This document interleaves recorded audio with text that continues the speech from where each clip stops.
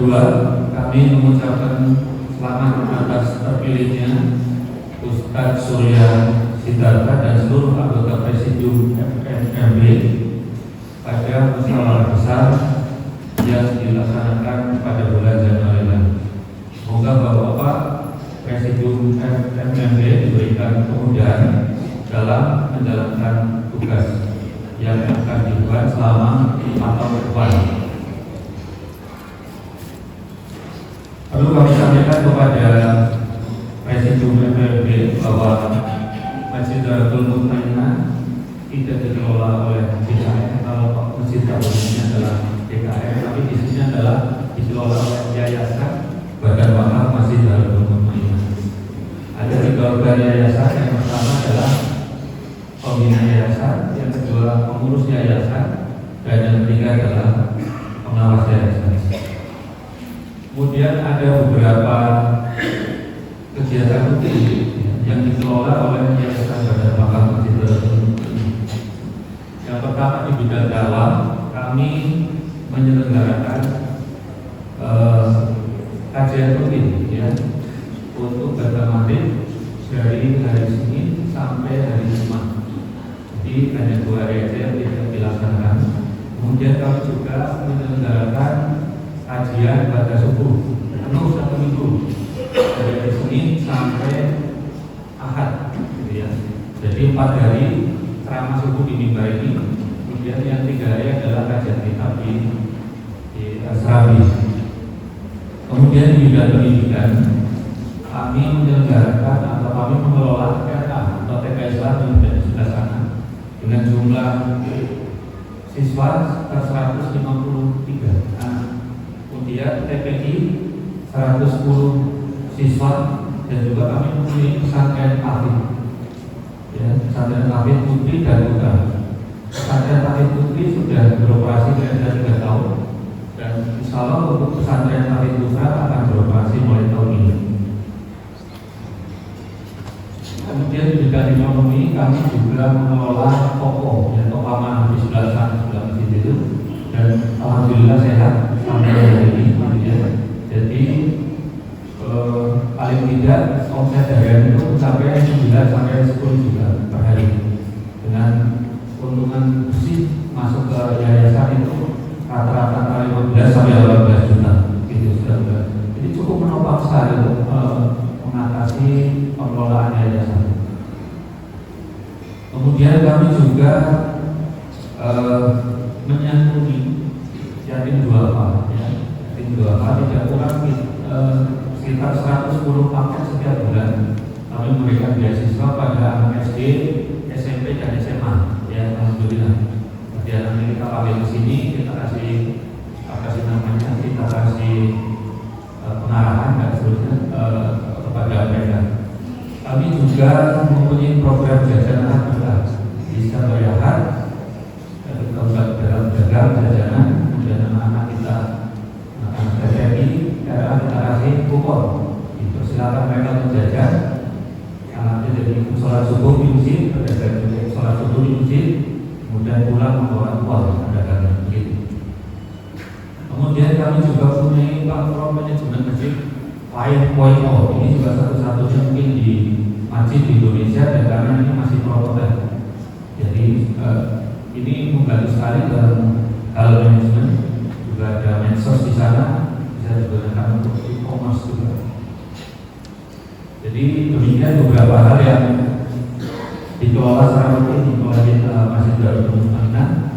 Mudah-mudahan aktivitas yang dilaksanakan oleh Masjid Darul Mutmainah ini selaras atau sejalan dengan apa yang menjadi program FMB, ya, yang telah direkomendasikan pada saat musyawarah besar.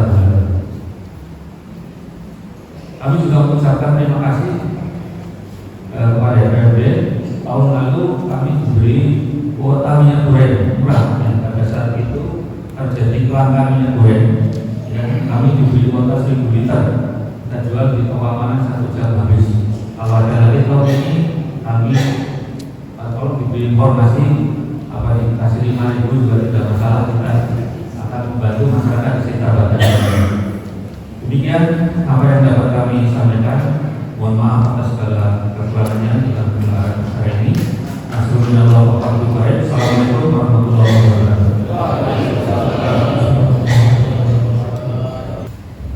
Bismillahirrahmanirrahim. Assalamualaikum warahmatullahi wabarakatuh. Alhamdulillahirabbil alamin wal 'aqibatu lil muttaqin wa la 'udwana illa 'alal zalimin. Asyhadu an la ilaha illallah wahdahu la syarika lah wa asyhadu anna Muhammadan abduhu wa rasuluhu la nabiyya ba'dah. Allahumma shalli wa sallim ala sayyidina wa habibina wa syafiina wa maulana Muhammadin wa ala alihi wa sahbihi ajma'in. Amma ba'du. Ilahi anta maksudi wa ridha al-maqlubi a'ini mahabbataka wa malikana. Yang sama-sama kita hormati Ketua Yayasan Masjid Jalatul Mutmainah, Bapak Ibu Kasih beserta jajaran pengurusnya yang mudah-mudahan Allah tambahkan berkah dan kemuliaannya. Yang sama-sama mengerjakan guru kita Bapak Ustaz Haji Sohadi Mage, yang insyaallah nanti beliau akan mengajarkan kita semua. Yang memuliakan para dewan presidium, forum Masjid Muslim Indonesia. Di sini ada Dr. Mas Dodi, Pak Sugoro, dan yang lainnya. Juga yang menghormati kami dari Dewan Masjid Indonesia, Bapak Ustaz Jakarta hadir. Bapak Ibu jamaah hadirin rahimakumullah, mohon maaf kami tidak bisa menghadap satu namanya, namun tidak mengurangi rasa hormat dan janji kami sedikit pun. Alhamdulillah, bersyukur hanya milik Allah atas nikmat ini pada yang dingin ini kita mendapat hadir duduk bersimpul di masjid mulai ini dalam rangka sama-sama kita mengikuti giat safari al-subuh forum Masjid Mushola BSD dan sekitarnya. Alhamdulillah pada hari ini Masjid Jalatul Mutmainah berkenan menjadi tuan rumah. Kami ucapkan terima kasih kepada Ketua Yayasan atas penerimaan kami di sini. Mohon maaf apabila hadir kami di sini membuat perencanaan pengurus DKM dan yayasan. Saya yakin Pak Ketua senang dengan hadir kami di sini. Ini suatu bentuk silaturahmi kami dari Forum Masjid Mushola BSD, dan mudah-mudahan silaturahmi ini selalu diterima dengan hangat dan kita tetap kompak yang bersama di dalam membangun kebersamaan sesama pengurus masjid. Harapan kami mudah-mudahan semua yang hadir pada hari ini sudah biasa mendapatkan fitrah rahmat berkah dari Allah Subhanahu wa taala. Amin. Jemaah yang berbahagia, kami dari presidium, ya, saya mewakili Pak Surya. Kebetulan beliau sedang ada tugas negara, ya, ada tugas Bapak Tam, dan bahkan mudah-mudahan beliau selalu kelancaran kesehatan berkah oleh Allah dan menjalankan tugasnya. Izin kami mewakili Pak Surya. Saya presidium insya Allah 2005, ya, 2003 Pak Surya, 2004 Pak Budi, dan 2005 nanti 2006 ya Pak Surya.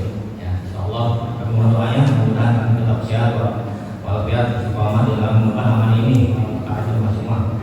Yang berbahagia, pertama kami dari Forum Masjid Mushola BSD mengucapkan terima kasih kepada pengurus Masjid Jalatul Mutmainah pada kesempatan yang ini dengan baik. Selanjutnya kami sampaikan progres kegiatan dari Forum Masjid Mushola BSD, yang mana kami dari ATM, ya, atau Asid Tanggap Musibah baru menyelesaikan untak yang tetap di Cianjur, yang mana kena gempa, ya, waktu bulan November lalu, dan kami sedang membangun 4 yang tetap. Alhamdulillah telah selesai dilaksanakan, tinggal masjidnya aja, ya, tinggal finishing insyaallah. Mudah-mudahan masjid di sana tetap cepat selesai dan bisa digunakan untuk warga sekitarnya, ya. Jadi kampung Cipitung, desa Bangunsari, kecamatan Jasenang, Cianjur, ya, kami telah kesana untuk meresmikan utap yang telah dibangun selama sebanyak 4 rumah. Mudah-mudahan dapat berbuat sebesar.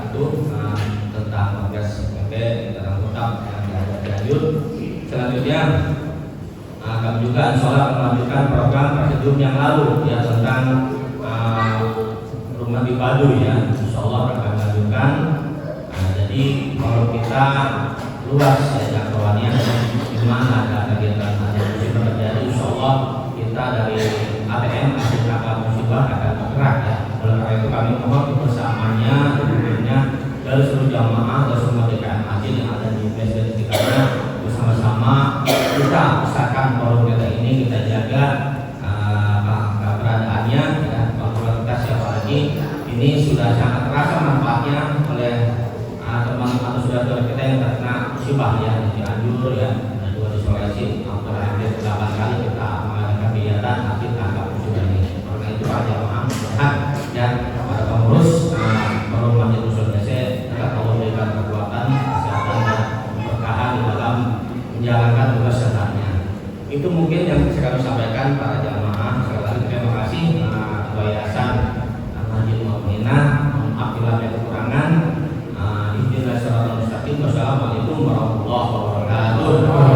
Takbir. Allahu Akbar.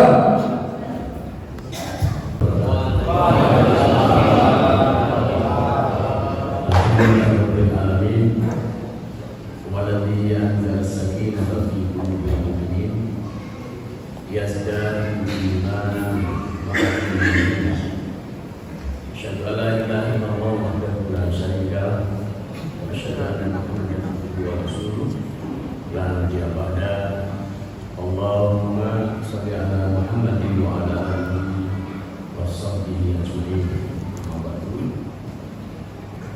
Jamaah S3 Safari Sabtu Subuh FNMD rahimahullah, wabil khusus para pengurus Masjid Darul Madinah serta para hadirin yang tidak bisa sebutkan persatu.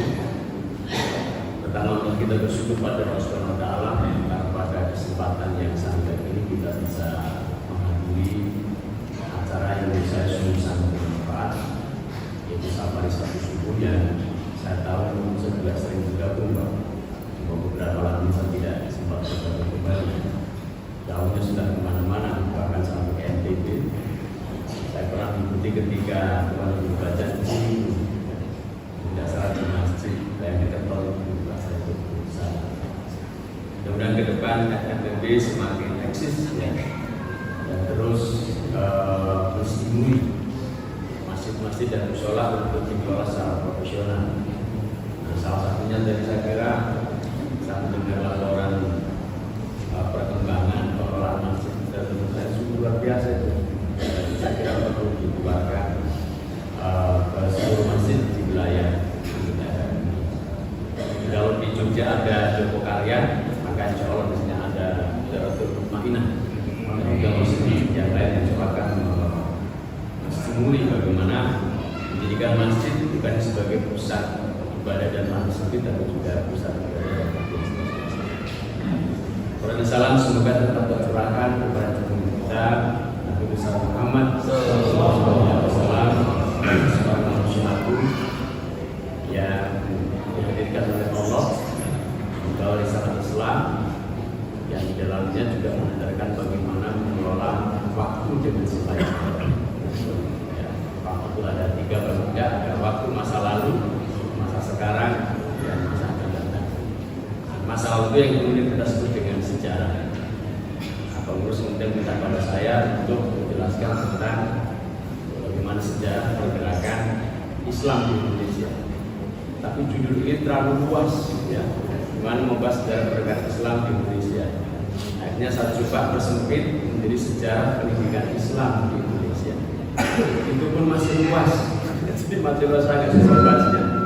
Akhirnya saya coba mengkaji tentang sejarah pendidikan madrasah di Indonesia. Itu pun saya akan mengambil beberapa segmen saja tentang madrasah. Karena saya selama kurang lebih 25 tahun mengelola madrasah.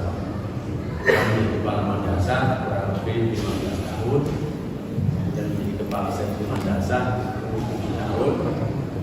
Dan terakhir menjadi kepala seksi pendidikan agama Islam di sekolah tahun di Kemenang Kota Tangerang Selatan. Telah Besar Komunikasi ke UIN juga mengelola mengajarkan tentang madrasah.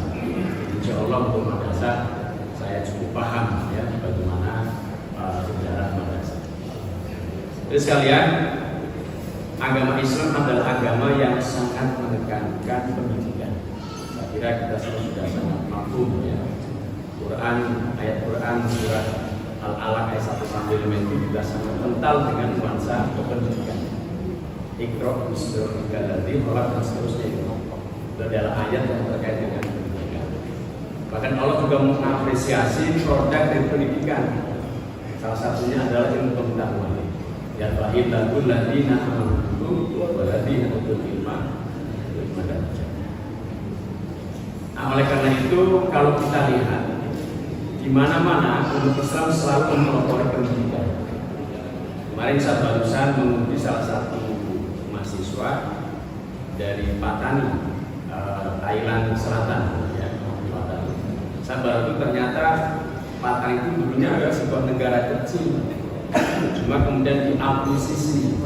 Kalau dalam bahasa kasarnya menurut mahasiswa itu adalah dijajah oleh Thailand, ya. Cuma kemudian berhasil diakuisisi oleh Thailand dan kemudian menjadi salah satu provinsi. Dan Patani sekarang berkembang menjadi tiga provinsi, tapi mayoritasnya memang Muslim. Dan saya dengar dari skripsi yang dia buat, memang di sana memperjuangkan Islam itu cukup berat. Tetapi kemudian para sarjananya terutama tidak menyerah. Mereka selalu mencari bentuk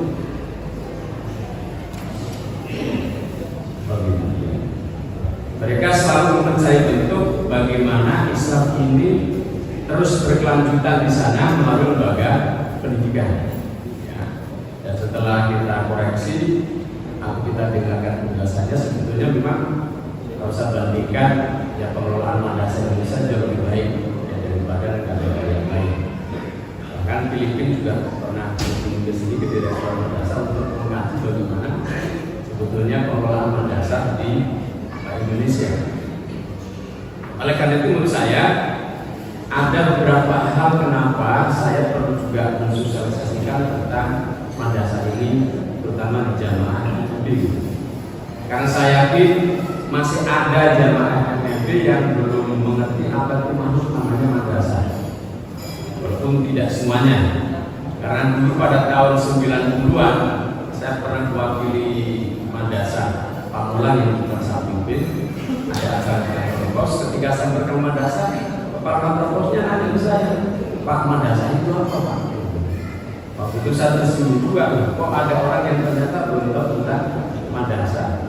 Jadi waktu itu saya punya bidang, saya akan mengelola madrasah dengan baik, dan akan saya tunjukkan madrasah itu berprestasi dibandingkan yang lain. Selama 9 tahun madrasah saya kelola, madrasah kemudian banyak berprestasi bukan hanya nasional dan juga sampai ke internasional. Jadi masih banyak orang yang belum mengenal madrasah. Tetapi kita bersyukur sekarang madrasah sudah mulai banyak dikenal. Sudah dikenal karena banyak prestasinya. Ya, salah satunya adalah tadi ada satu guru yang juga di sini, Guru Mandisan Cendekia. Mandisan Cendekia itu adalah madrasah kebanggaan Kementerian Agama. Sehingga sekarang Mandisan Cendekia itu tidak hanya satu Pak di Indonesia, sudah berkembang menjadi 24 provinsi. Karena memang the best-nya ya di sini Mandisan Cendekia Serpong ini. Yang kedua di Gorontalo, kemudian di Pekalongan, kemudian di Jambi, ya, di Kalimantan. Pokoknya ada 24 sekarang. Jadi kita cukup bersyukur. Bahkan ketika saya baca perolehan NEM itu masih ada nilai murni yang ada UN tahun 2019 ada perolehan 100 lembaga pendidikan terbaik dari perolehan NEM. Itu Mandisan Cendekia itu ranking kedua dengan nasional. Yang pertama itu SMA Tamrin. Tetapi memang kita masih kalah dibandingkan dengan lembaga-lembaga tetangga yang dikelola oleh tetangga kita. Jadi di tingkat SMA itu madrasah hanya mampu menempatkan 4 madrasah. Nomor 2 itu adalah Mandizin. Kemudian nomor sekitar 16 itu ada Mandizin Gorontalo. Di bawahnya lagi ada Mandua Malang. Tetapi mereka itu bisa menempatkan 22 SMA binaan mereka masuk dalam 100 besar. Nah, kalau di tingkat SMP, MTS, mereka bisa menempatkan 37. Di setiap 10 besar, di 10 besar pertama, 20 besar pertama, sampai 10 besar terakhir, mereka itu ada di situ. Tapi madrasah itu hanya satu, itu di ranking 75. Itu namanya MTS Negeri Kebumen, itu yang kelola juga termasuk. Itu memang kita harus terus berjuang. Memang itu bukan satu-satunya indikator keberhasilan, tapi menurut saya itu juga merepresentasikan banyak hal tentang itu pendidikan madrasah. Namun demikian menurut saya nih Pak, sebetulnya lembaga pendidikan yang paling ideal di Indonesia itu adalah madrasah sebetulnya. Mengapa? Saya punya alasan.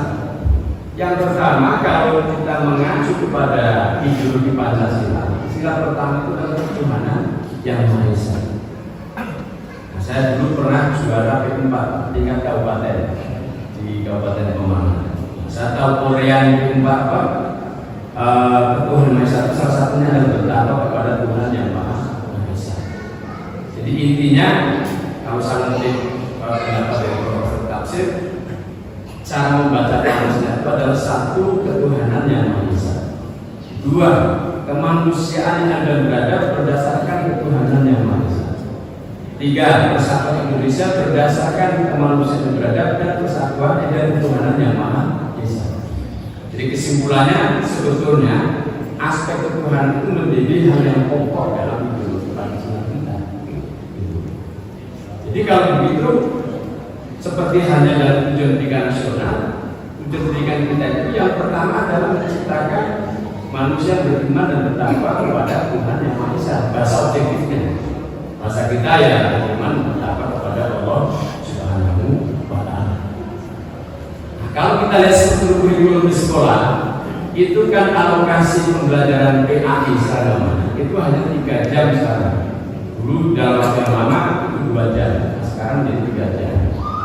3 jam itu untuk menyampaikan materi PAI yang begitu banyak, apalagi juga ada tuntutan, ada pembentukan karakter di situ, itu menurut saya satu itu tidak ada cukup.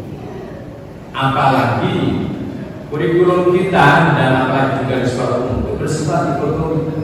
Tidak ada hubungan antara materi pelajaran agama dengan materi pelajaran yang lain. Bahkan di madrasah pun saya masih dikotomi. Memang ada pelajaran PAI, tapi ketika anak belajar bahasa Indonesia, belajar matematik, itu tidak belajar agama. Karena tidak ada substansiasi, tidak ada pemaknaan keislaman pada ilmu-ilmu yang lain. Akan beda halnya kalau misalnya anak belajar fisika, tapi dia di sana menemukan agama misalnya.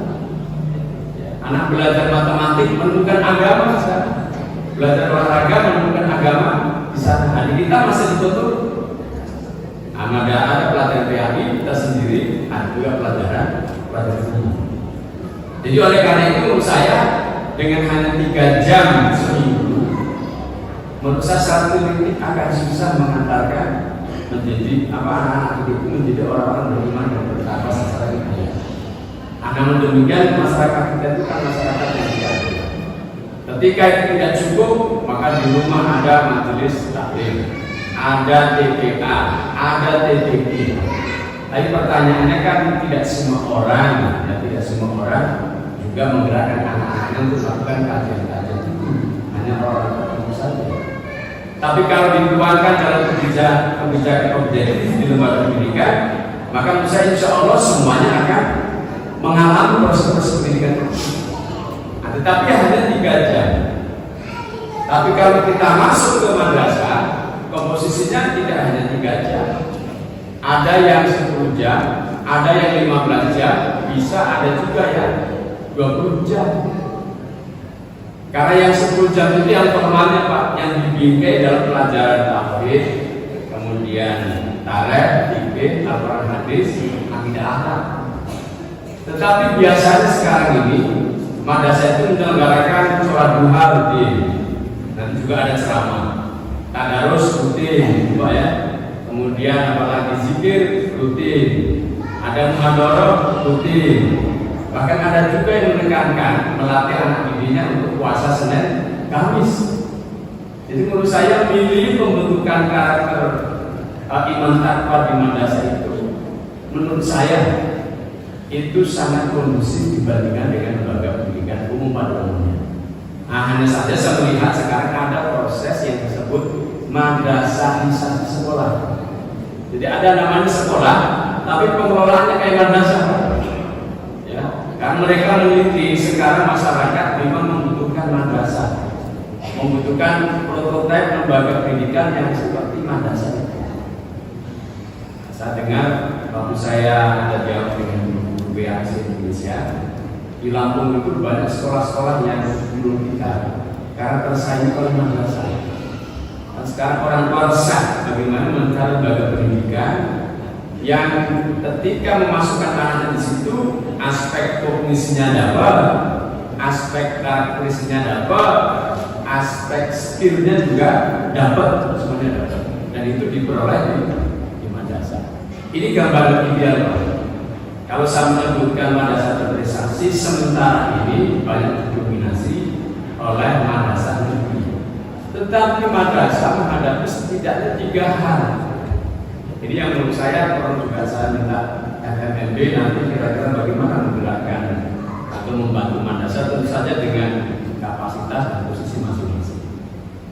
Yang pertama, madrasah itu oleh Pak Menteri dan juga merupakan keputusan politik nasional itu, manajemennya bersifat sentralistik.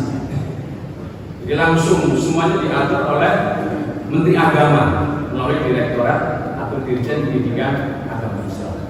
Kurikulumnya semua harus apa? Semuanya diatur oleh pusat, bersifat sentralistik. Tetapi kebijakan politik pemerintah secara umum, pendidikan itu adalah urusan yang diotonomikan. Ya, diotonomikan sehingga menjadi urusan kabupaten, kota. Nah, sampai di sini belum muncul masalah. Menjadi bermasalah ketika sudah mulai berbicara kue-kue anggaran. Nah, kue-kue anggaran. Madrasah ini karena dianggap sebagai urusan yang disentralisasikan di Kementerian Agama, tidak masuk dalam nomenklatur penganggaran APBD, Pak. APBD. Sehingga ya dia tidak dikucurkan, dianggarkan dari APBD. Kalau dikucurkan itu nanti diambil dari dana hibah. Yang namanya hibah tidak boleh setiap tahun. Nah, dulu di Tangerang Kota itu dalam tanda petik nekat dan Pak Wahidin serta beberapa tahun oleh Pak Arif itu tetap dibantu kepala madrasah dikasih, gurunya dikasih, tukang gurunya dikasih. Tapi kemudian diperiksa oleh BPK ada temuan. Nah, sekarang kemudian dihentikan. Jadi akhirnya apa? Secara regulatif dalam tanda petik ya, dilarang Pemda itu mengalokasikan anggaran buat madrasah karena itu bukan wilayahnya. Sama dengan kepolisian dan lain-lain yang sudah disebut. Padahal mereka bilang begitu kan, nah, kita ini kan bayar pajak juga di sini, hidup di sini. Ini kan kita punya sekolah, kenapa nggak perlu dibantu? Itu alasannya. Alasan kemanusiaan sesungguhnya kita, tapi alasan regulasinya tidak bisa. Makanya kemudian dihentikan. Makanya saya dengan teman-teman membentuk namanya Persatuan Guru Madrasah Indonesia. Ya kerjaan saya itu lobby ke DPRD dan ke Bupati Wali Kota untuk bagaimana mengalokasikan anggaran kepada madrasah.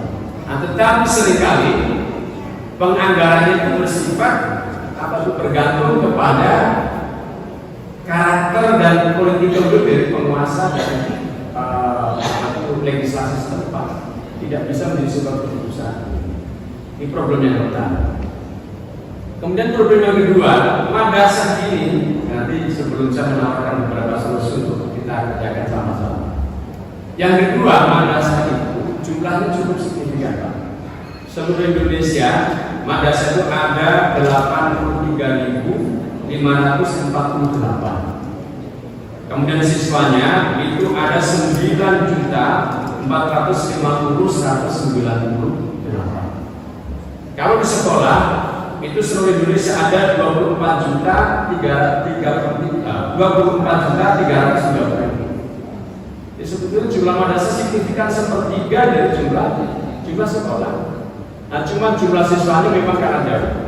Jumlah siswa itu ada 309.967. Madrasah 80. Berarti sekitar berapa persen itu Pak?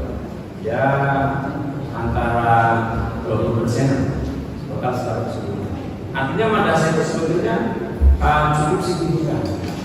Jumlah madrasah yang luar biasa itu ternyata yang negerinya hanya 4%, kurang lebih 4%, sisanya 96%.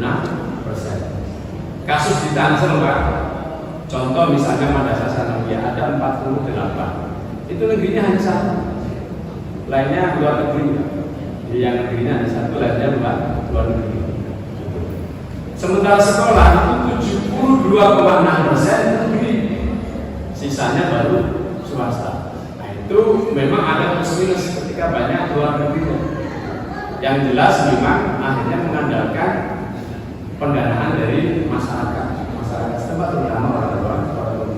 Jadi problem ini Pak, 96% luar negeri atau swasta itu cukup problematik, walaupun beberapa madrasah dia itu menjadikan sebagai peluang. Karena kalau madrasah swasta itu mereka bisa berimprovisasi, melakukan kreasi-kreasi bagaimana bisa maju. Nanti akan saya jelaskan beberapa madrasah melakukan kreasi. Yang ketiga, kesadaran manajerial dari pengurus yayasan tidak seperti hanya pengurus masjid sini atau tidak seperti hanya pengurus yayasan ini. Saya tahu di sini ada RA Jaratul Mutmainah, dan ini RA yang terbaik di antara RA terbaik di Kalimantan Selatan. Dan RA ini sukses menerapkan metode sentra.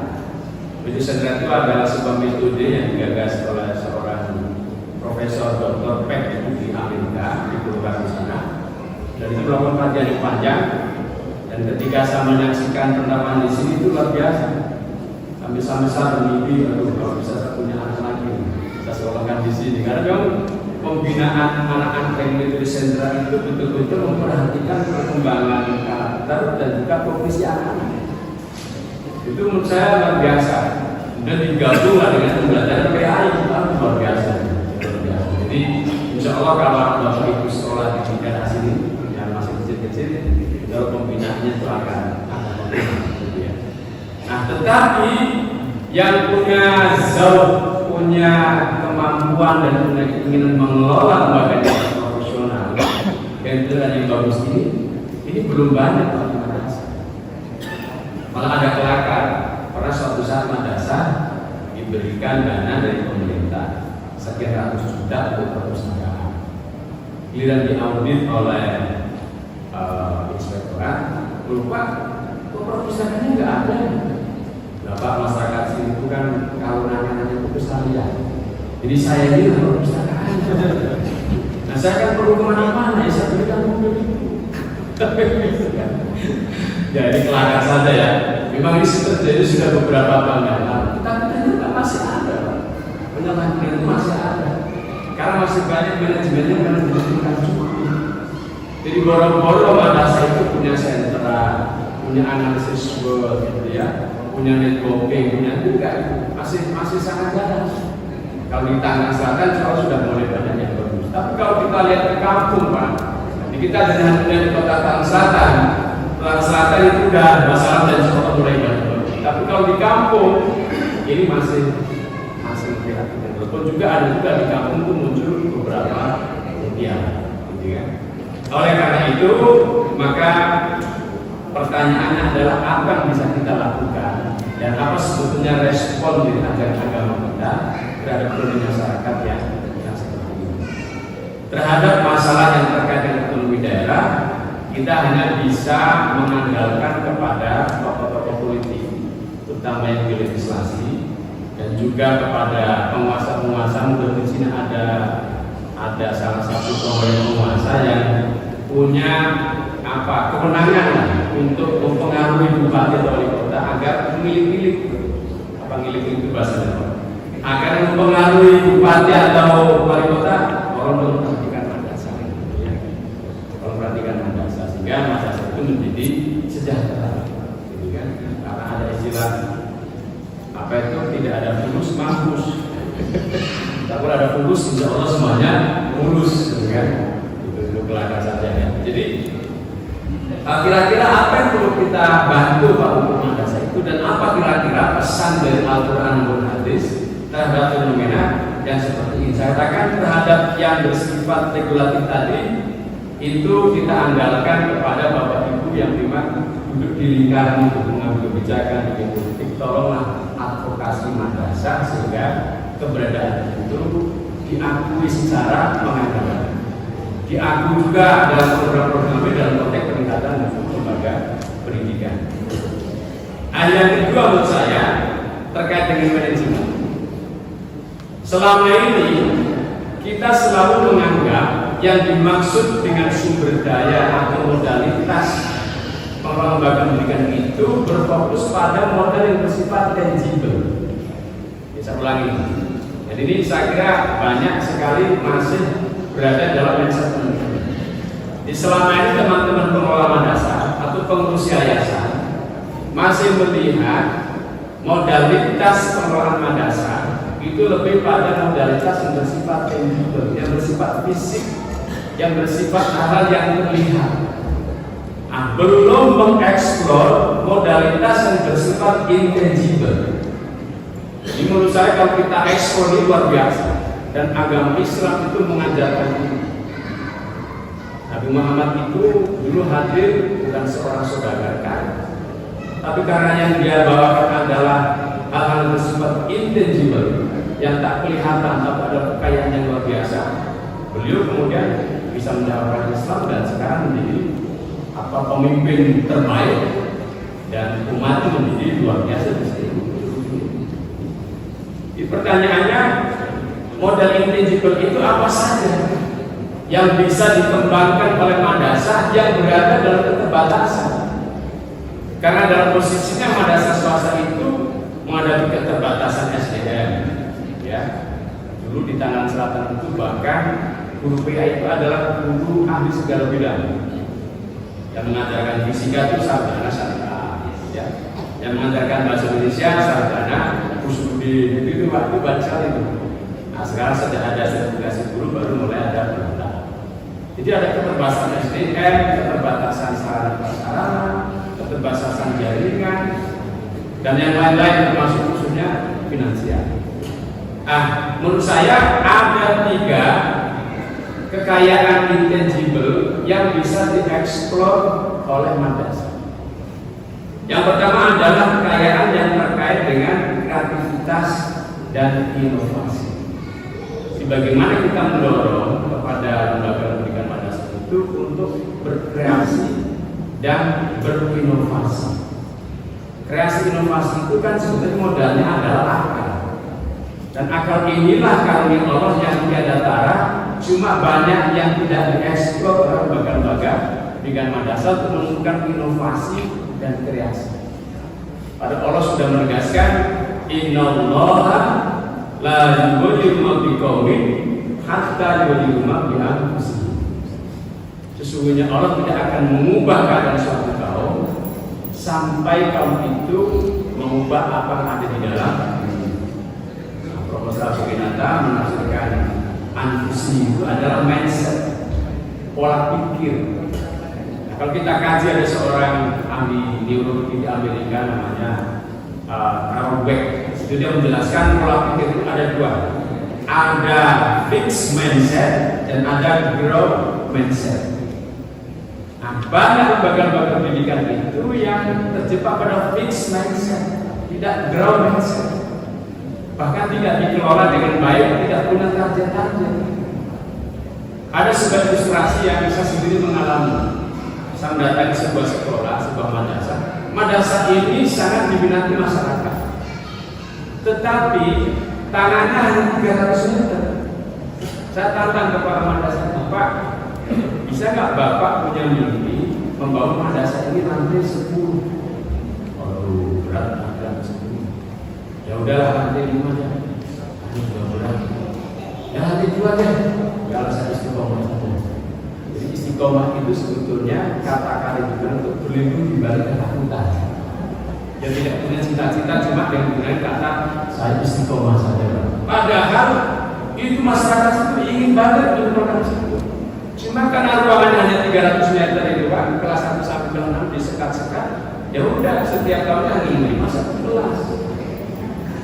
Tapi ada teman saya yang tangannya juga kurang lebih sama, dia punya mimpi 10 tingkat. Akhirnya ternyata dia hanya bisa membangun 4 tingkat. 4 tingkat. Jadi kalau ada mimpi 10 tingkat, yang minimal 4 tingkat dapat. Ada sekarang jadi lembaga pendidikan maju sembako. Namanya mimpi memang mimpi sembako. Itu tanahnya cuma 800 meter. Tapi kalau ditingkat, akhirnya menjadi ada karena kepalanya punya mimpi. Jadi problem kita itu adalah kita tidak punya mimpi, tidak punya kreasi dan inovasi. Ternyata inovasi itu betul-betul berani. Betul berani. Saya kira yang menginisiasi BS itu dulu adalah orang-orang yang mempunyai mimpi. Saya waktu ingat betul, misalnya adalah BSD Kota Santri. Di tengah-tengah kekuasaan oleh mereka, tapi berani tampil BSD Kota Santri. Ishadu bi anak muslimin dan juga tidak agama ya. Ini menurut saya dan saya mulai banyak terasa. Saya bangga Pak, di mana-mana kalau sholat di masjid lingkungan BSD itu sholat dua salat asar jamaahnya minimal 2 saat. Minimal 2 saat. Tapi banyak itu ya sampai 8 saat, sampai 10 saat. Saya pernah masih sholat di Rawat Musa itu jamaahnya padahal jamaah-jamaah mampiran tidak tetap, tapi menurut saya bagus sekali. Memang pengelolaan masjidnya bagus, bersih gitu ya, bahkan juga wangi, nyaman, sehingga orang sudah tahu ini nanti kalau saya bekerja saya akan ambil sholat di sini. Jadi anjir-anjir kan memang nyaman di situ. Itu juga orang bekerja banyak jamaah yang mampir. Jadi yang pertama adalah persoalan kreativitas dan inovasi. Nah, kalau Bapak Ibu punya ide-ide kreatif dan inovasi, sementara Bapak bukan bagian dari madrasah itu, kemudian Bapak tahu di samping diri karena Bapak ada madrasah swasta, tapi kembang tulis, tolong Pak dibantu dan mereka eksis. Saya akan kasih contoh ya, salah satu beberapa madrasah yang dengan kekuatan kreativitasnya kemudian menjadi eksis. Di kota Tangerang itu ada namanya MI Masjid. Ini hampir bangkrut. Tapi kemudian kepala madrasahnya punya inisiatif membuka kelas bimbingan. Jadi sekarang orang langsung ingin dan kami dikelola dengan di Cibubur itu ada madrasah yang dari awal itu memang dikelola dengan mengandalkan kreativitas yang tinggi, namanya Madrasah Tekno Natura. Jadi di sana mau yang daftar 10 juta, 1000 tetap yang terima hanya 12 orang. Karena di sana dikelola oleh orang-orang alumni PTDI. Jadi dia survei kemana-mana, ternyata kata dia salah satu hal yang merugikan bagi perkembangan biologi anak Indonesia itu adalah takut bertanya dan takut berpendapat. Ini kata dia musuhnya kreativitas. Setelah dia selidiki, kenapa masih banyak anak-anak yang takut berpikir? Karena memang pendidikan awalnya itu seperti itu. Dan dia merasakan bahwa kalau itu kita perbaiki dari tingkat dasar dari NI sama MTS. Cuma dia ngambil MTS namanya MTS Teknologi. Itu semua pembelajarannya, seluruh pembelajarannya berbasis teknologi. Sekarang menjadi pendidikan masyarakat. Dan menariknya, lembaga itu tidak punya gedung, karena semua pembelajarannya ada di sini. Jadi belajarnya kadang di saung, di masjid, malah kadang-kadang di pasar ketika melakukan riset tentang pasar dan sebagainya. Menurut saya bentuk kreativitas. Apalagi sekarang sudah ada IT yang mencari IT. Jadi tolong bantu Bapak Ibu kalau di samping kiri kanan ada madrasah, bantu bagaimana menginovasi, mengelola lembaga itu kewajiban kita. Kalau Bapak bisa mensupport support, saya kira itu juga bentuk ibadah. Sudah diingatkan 5 menit lagi ya. Yang kedua menurut saya, kekuatan intangible yang dahsyat sekali itu adalah kekuatan ibadah. Ibadah itu ya kita kenal sholat, ya puasa, membaca Al-Quran dan sebagainya. Saya singkat saja, ada beberapa madrasah termasuk di Kalimantan Selatan, dia menjadi madrasah maju karena dia mengandalkan kekuatan ibadah. Salah satunya itu adalah Yayasan Hasan Kebajikan di Pondok Cabe. Itu saya tanya ustadznya Pak Zainuddin, Pak Najamuddin, itu saya tanya Pak Yai, kita berdarah dari mana? Kok tiba-tiba bangun 3 lantai, tiba-tiba bangun lagi, beri tanah 2 lagi. Saya nggak kemana-mana juga. Ini adalah kekuatan dari sholat tahajud dan sholat setiap malam. Jadi di sana Pak, memang boleh menampung anak-anak yatim piatu, menampung orang-orang miskin, janda-janda tua itu, untuk kemudian diorganisir melakukan tahajud. Saya nggak saya pernah ikut tahajud di sana 2 hari, dan ya memang itu pesertanya anak-anak yatim piatu, janda-janda tua itu. Yang saya kira itu doanya seorang tembus langsung itu. Mereka orang-orang yang sengsara tapi tabah, berdoa termasuk bagaimana meminta agar lembaga ini maju di Pak Yai. Maka Pak kata lain, bisa nggak juga Pak, tiba-tiba ada bantuan 3M, ada bantuan 2M. Ini adalah berkah dari sholat tahajud. Wa minal laili fatahajjat bihi nafilatan asa ayat asaka rabbuka maqama. Dan pada sebagian malam itu maka hendaknya orang bertahajud. Mudah-mudahan Allah akan mengangkat kita kepada makom yang tinggi, makom. Jadi dia mengamalkan itu. Itu hanya senjatanya tahajud. Ada lagi di daerah Serua namanya Ustaz Jazuli yang saya kenal. Mudah-mudahan juga anggota DPR mungkin bisa dikenal. Ustaz Jazuli itu kekuatannya di sholat duha. Sebab kata dia sholat duha itu kan sesuai dengan yang disabdakan Nabi itu akan datangkan kemudahan. Makanya doanya Allahumma di tengah-tengah Allahumma inkana rizqi fis samai fa'anzil dan sebagainya itu. Itu kan sebetulnya Allah itu kan pemilik rezeki dan dia yakin dengan itu. Cuma kata dia Pak di sini itu tidak 4 rakaat, yang lainnya kalau di sini 12 rakaat. Dan memang dia menampung banyak anak-anak yatim dan anak-anak tidak mampu. Nah, sekarang dia bahkan bangun lagi di samping Kabupaten Agama itu di sekolah anak satu namanya Al-Hanif. Dia ngaku ini kekuatan dari ibadah, kekuatan ibadah. Saya kira kita tahu innallaha la yudhillul mi'ad. Allah itu ketika menjanjikan efek-efek dari ibadah itu tidak akan dihilang, pasti akan diberikan. Cuma tinggal kapan, kemudian dalam bentuk apa itu didapatkan oleh Allah Subhanahu wa taala. Jadi kita punya kekuatan intangible yang luar biasa, yaitu ibadah, sholat, zakat, puasa. Tentang memberi ini kan saya kira kita juga apa amma man a'ta wa taqa wa saddaqa bil husna wa sanuyasiru bil husna. Adapun orang-orang yang suka memberi wa taqa dan yang bertakwa kepada Allah wa saddaqa bil husna dan membenarkan adanya pahala surga, pahala air surga itu wa sanuyasiru bil husna, maka akan kami berikan kepada mereka, akan memudahkan kepada orang itu kepada jalan-jalan. Kalau kita memudahkan anak-anak itu suka memberi, itu adalah wasilah memancing kemudahan-kemudahan diberikan oleh Allah Subhanahu wa taala. Saya kira kita juga sering mendengar ada orang-orang yang dilanda menderita sakit parah tapi sembuh gara-gara sedekah. Jadi ada the power of giving.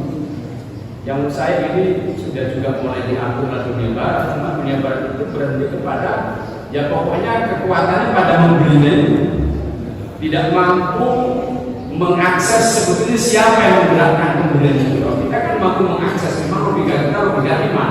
Jadi enak menentukan kepada Allah Subhanahu wa taala.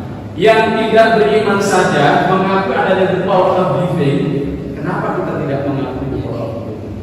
Maka menurut saya eksistensi FFMB itu sebetulnya karena FFMB itu banyak memberi satu memberi yang terkena bencana itu semakin eksis. Karena FFMB itu memberi, dan ketika banyak memberi maka akan banyak diberi juga oleh Allah, karena janji Allah seperti itu. Bahasa yasiruhu lil yusra kepada orang yang suka memberi. Jadi itu yang kedua. Nah, yang terakhir saya singkat saja adalah perbaikan manajemen. Ini yang memang agak susah, tapi saya kira Bapak Ibu punya kapasitas untuk bantu itu. Bagaimana kira-kira madrasah ini dikelola secara baik? Saya kira ayat manajemen itu sudah banyak sekali. Salah satunya adalah Surah Al-Asr ayat 14. Ya ayyuhalladzina amanu taqullaha wa tanzur nafsum ma qaddamat. Kita disuruh untuk mengevaluasi diri karena kita membuat perkara di masa akan datang. Bahkan Ali bin Abi Thalib pernah mengungkapkan sesuatu yang kita jadi mahfudot gitu, dan satu dasar mahfudot itu al-haqqu bilanillah yahdi batil binidot. Sebuah kebaikan yang tak terorganisasi itu akan dikalahkan dari kebatilan tapi terorganisasi. Bagaimana kira-kira apa dilakukan oleh pengurus yayasan Darul itu kemudian disebarkan virusnya?